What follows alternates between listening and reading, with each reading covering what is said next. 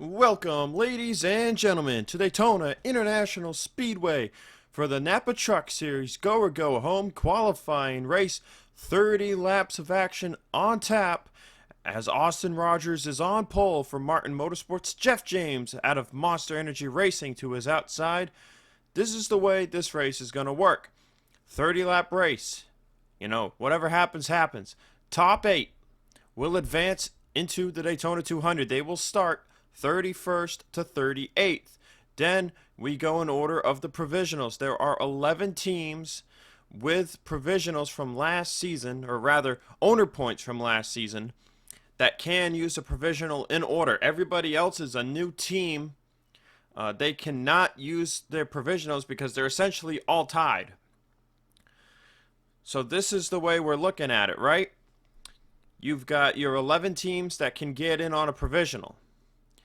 Then you have Luke Martin driving for North Border Motorsports. He can get in on a past champions provisional if need be. So all those other teams 100% have to race their way in. There's no way for them to finish 9th if, 8 of those teams are in the top 8. Because if 8 of those teams are in the top 8, the other 3 get in on provisional from owner points, and then Luke Martin gets in on a PCP. So that's what you're looking at. As far as the provisional order goes, it goes the 24 of Brett Houck, the 20 of Austin Rogers, and then the 44 Blaze McKinney. If Luke Martin races his way in, then that would fall to the 67 of Chase Dunbar, implying that all 4 of those drivers finish outside of the top 8. Rest of the drivers in order on the provisional list is the 37 of Jeff Bolton, the 10 of Nelson Reeves, the 39 of Michael Maselius, the 3 of Alexa Luchon, the 77 of Christian Russell, the 89 of Randy Riggs Jr., and finally the 66 of Bo DeCameron. Row 2, you got Tib Foster and Chase Dunbar. Row 3, Alexa Luchon, Justin Johnson. Row 4 is Brett Houck and Bobby Jones. And in row number 5, we've got Noah Hart and Blake Warren, last year's Daytona 200 winner. Can he race his way into the field? It's race your way in or fail to make the show. Pace trucks on pit road. We're ready to go racing. Green flag is out.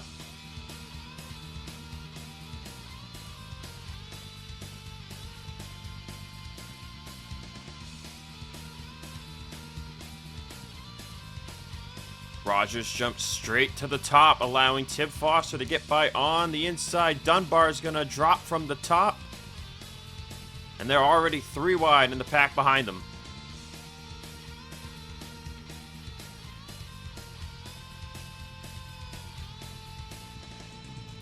Well, these trucks will reach speeds of up to 203 miles an hour in the draft. Oh, could we be looking at a 4-wide situation on the first lap? Not quite.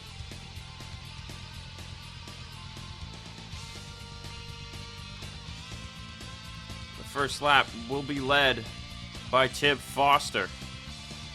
Now, each of these lanes can get pretty even depending who is leading the lane and how tight to the bumper the drivers behind are in that lane. You can see the bottom, the middle, the top all work very equally here tonight at Daytona, not just in this go or go home race, but also in the Daytona 200. As you see right now, leading each line is Tib Foster on the top, Luchon the middle, and Noah Hart the inside line. As you see Tib kind of playing to top to middle. And it looks like we've already got some stragglers at the back of the pack. See RJ Bishop out of Bishop Family Racing clinging to life here in the draft. Maselius out of Revolution Racing. Now he's got those owner points, but he needs at least 3 of the trucks, or potentially 4 of the trucks ahead of him in owner points to finish top 8 if he's going to get in on a provisional. And then last there is the 19 of Austin Miller for Blackout Racing. Now the 1939, 98, they are all new teams. The 98 being part-time. The 39 and 19 did not enter into any technical alliances with any other Toyota teams. The 98 is in the Texan Motorsport Alliance, so he has at least got a good engine under him. But that might not be enough to keep him in the pack. The series did implement a rule this year where it's a 110% rule, so if you're not going within that 110% of the lead pack, which is about a 44.6, I believe. Yep, 44.6. So 110% of that is a 49.06. So if these guys can't run faster than a 49.06, they will be asked to park after 3 laps. Now, in the case of Masalius, he can still use a provisional to make the field, even if he is told to park in this race. Already on lap 5, you see the Monster Energy trucks 1, 2, Johnson top, Jeff James bottom, as the Silver Fox Motorsports trucks of Bobby Jones and Blake Warren are trying to power their way to the front along the top side. And they've got help from another Mercedes, the 44 of Blaze McKinney. There you see the 77 of Christian Russell in the middle. So these Mercedes trucks are hooked up here in this Go or Go Home race. Haven't seen Austin Rogers nor Jeff James falter to the back of the pack at all, as both Masalius and Austin Miller are now out of frame. We're being told Austin Miller might be told to park. He is not reaching minimum speed, and Masalius could be right behind him. Meanwhile, Bishop continues to cling to the draft. Something tells me this truck might just be fast enough to maintain minimum speed by himself. But looking at a lead change potentially at the front. That's the 0 of Kev Shearer for CM Racing, running a part-time schedule this year. Once again, 6 drivers, as per the limit, will be driving this truck, one of which for 2 races. And I am forgetting who is driving that second race. Memory tells me it might be Kev, it might be Ryan Butcher. As now Boda Cameron looks to lead the middle line.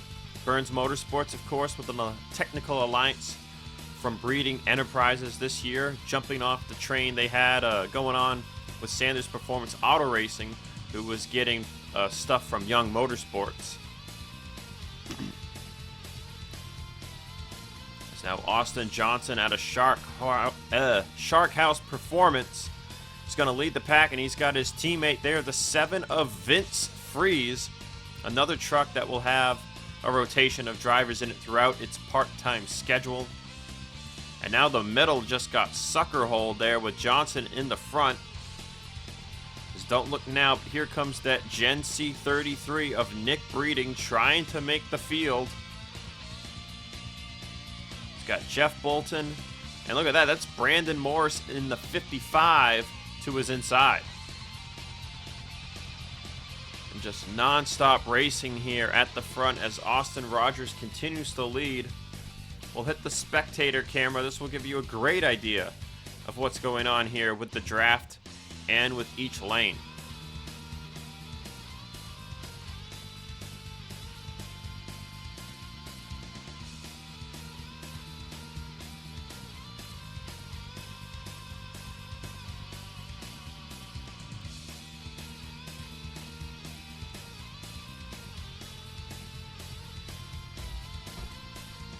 See right now, each lane is pretty even. Once the tires start to wear a little bit, the bottom will get a little tighter.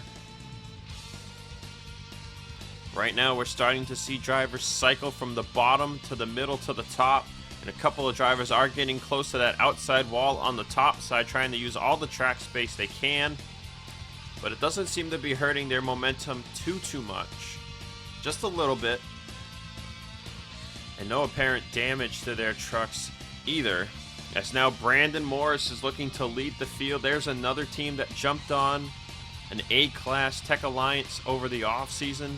Morris Motorsports now aligned with Onge Auto. The 89 has a chance to use a provisional here, but they are low in the running on that provisional scale. They would need a lot of drivers ahead of them to race their way in. That's Randy Riggs Jr. in the 89. As you can see him at the back of the middle, or back of the inside line, while Morris is at the front. And now it's a Morris, Bolton, Vince Freeze, 3 wide for the race lead, leading each lane, and they appear to be pretty even. See Morris trying to battle for supremacy on the bottom, but Bolton and especially Freeze get that run off the corner. Morris has help from Brett Houck. The 08 of the Brickashaw Davis III, or no, that is Hans Musler there in the 26. The 08 is somewhere else. Got the numbers confused there. Now the 08 is actually 2 trucks behind them there on the inside line. In the middle you got Justin Johnson and Nick Breeding behind Bolton. And on the top is Austin Rogers and Jeff James. And then a trio of Mercedes on the top side.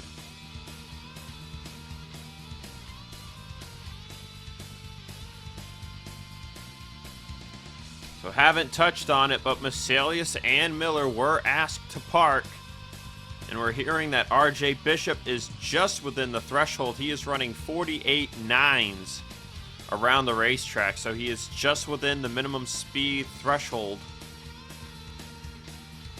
And he is likely going to get lapped here if this stays green. We're on lap 13 now. And just nothing really going on. We're giving you an onboard here with Blake Warren to kind of show you how you're pretty much just stuck in the draft here.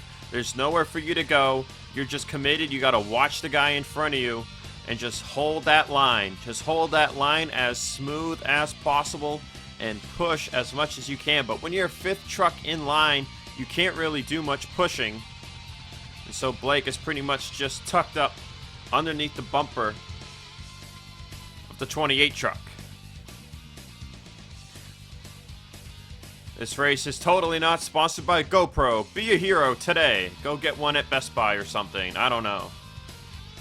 On lap 15 of 30, halfway through the race now. And it looks like Vince Freeze might have lost a bit of push there on the top. That time by, is Bolton going to creep up the track? He thinks about it. He goes back to the middle. Morris was thinking about moving up to the middle as he was clear of Justin Johnson. Right now you're seeing all these lines. They're very even. And if they keep it up like this, Bolton will finally clear Vince Freeze to the top. And Morris is going to creep up to the middle, and that'll allow Brett Houck out of Team Velocity to lead the inside line. Now, from what we've heard over the offseason, the Team Velocity trucks are the best aerodynamically in the field. And look at this. The second Morris jumped to the middle, it killed the entire lane. Just straight up lost all the momentum. Look at that. 3 trucks each.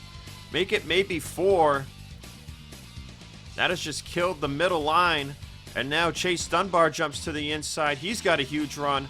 Now this could start cycling out the field from the bottom throughout, as Morris's truck just completely killed the middle line.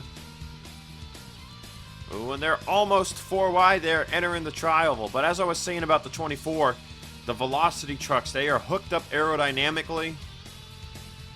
They are still working on their chassis, of course, and they're in the engine program there with the Texan group there, getting their engines out of the Turner section. But everybody working together here in the Ford camp in the Napa Truck Series, as Luke Martin has made his way to the front of the field. But with Team Velocity in the Sony Cup Series now, expect that truck team with its young talent to slowly get better throughout the year. And here comes your 2021 Napa Truck Series champion, Luke Martin, leading at the line with a fresh-faced rookie to his outside. That's the Brickashaw Davis III, who ran a Hardee's race or 2 last year. He'll be running full-time for EZ Racing. That's Edward Siemba's truck team.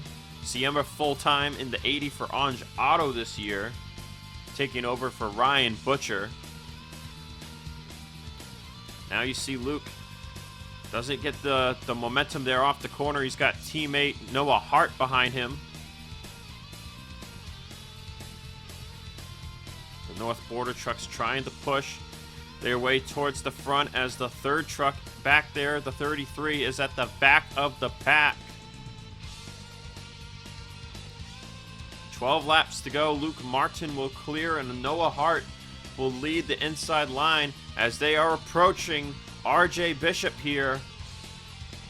Now Bishop was holding on to the draft before, so when he gets swallowed up by this pack, don't expect him to get spit right back out right away. But as you catch the 98 here, the line you pick is going to be crucial. They're going to get him right in the middle of 3 and 4. Martin peeking on his teammate, thought about maybe a 4 wide. It looks like the Brickashaw Davis might have gotten in the wall. He's fading back there in turn 3, but it'll be Noah Hart by first, Lucian, Johnson, Reeves, Christian Russell, and now the middle line will go on by. So who is being hurt the most here on the top? It's the defending champ of Luke Martin, Jeff Bolton, Chase Dunbar, Vince Freeze, all 4 of those drivers being hurt tremendously. But now a big run at the front of the field for Russell and Tip Foster, as Hart got out of front of the field there because of the 98, slowing everybody else up. Look at this, the 45 of Cody Lamas is near the front for TJ Smith Incorporated. That 45, a part-time truck this year, the old number 6 truck.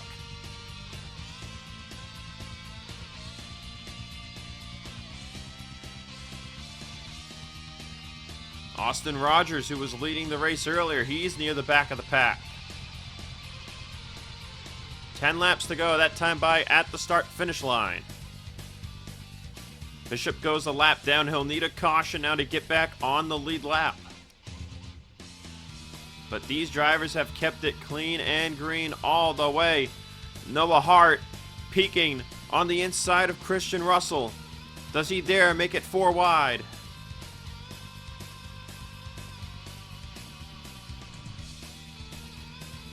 He does not, and Randy Riggs Jr., who was at the back of the inside line just about 10 laps ago, has made it to the front. Musler and Nick Breeding in tow behind him.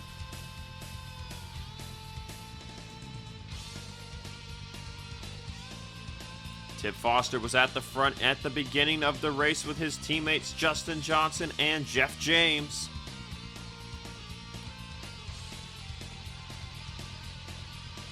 Tib considered to be a dark horse for the championship.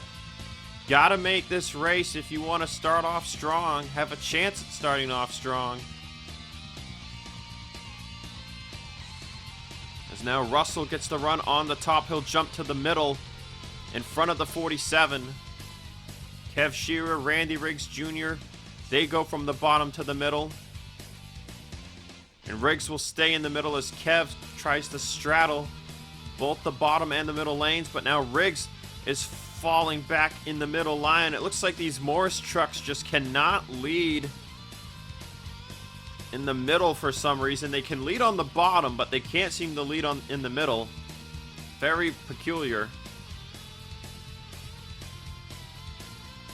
RJ Bishop about to be spit out of the pack there at the back.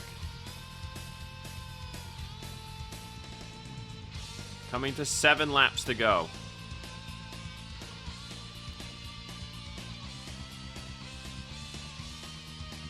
Musler led that time by at the line, joining his teammate who I believe led a lap earlier.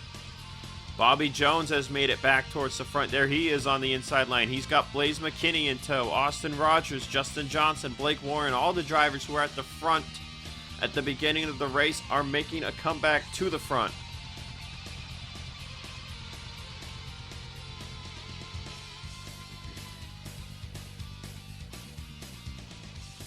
But now Bobby Jones getting left to the middle. Rogers looking for somewhere to go. He's peaking high on Blaze McKinney.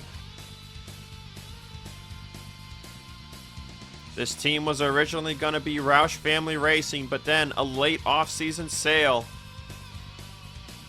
to Vince Freeze to form the Freeze Racing Team switched these boys up to Mercedes. New sponsorship at HendrickCars.com for McKinney and Nightscope for Christian Russell. Now looking to make the field with one of these trucks as Warren tries to fend off a move by DeBrickashaw Davis. That's going to create a 4-wide situation. Justin Johnson and DeBrickashaw are banging doors in the middle, but Johnson will clear up to the top in front of McKinney, as now Morris is back at the front of the field leading the bottom. Blake Warren, your defending Daytona 200 winner, leads the top with 5 laps to go.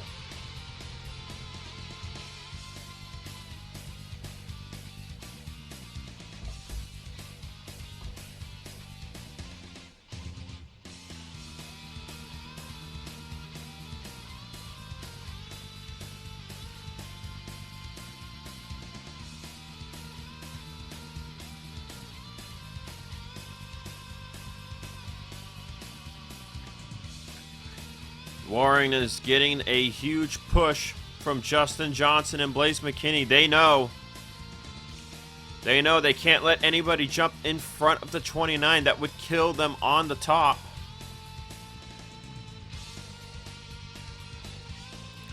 McKinney is third in the provisional list. If he doesn't finish top 8, he should make the race. Well, he will make the race. It's guaranteed for him to make the race. Same goes for the 20 of Austin Rogers and the 24 of Brett Houck. It's Chase Dunbar who's in the murky water if Luke Martin doesn't race his way in. Speaking of the 15, where is he? There you see Luke Martin on the inside line. He's actually right behind Chase Dunbar. Morris will move up into the middle in front of the Brickashaw Davis. Justin Johnson trying to make a move 4 wide there and squeeze Warren to the top. Can't quite do it. Now Warren will drop all the way to the bottom. Was that the move to make? Now Warren slides up mid-corner. That's not going to work out well. That's going to give the edge to Jeff Bolton, as now Nelson Reeves leads the inside line.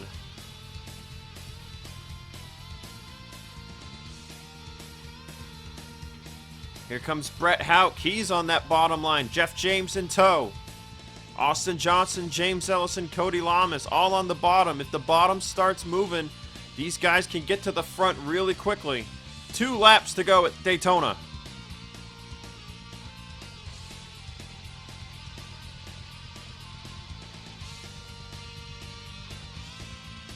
Bolton jumped to the middle. Nothing going, but Nelson Reeves has the edge on the inside line.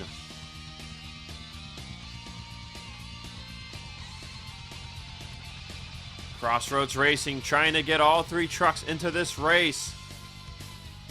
The 10 and the 3 with a chance at a provisional if they don't finish top 8, but the 11 gotta race his way in.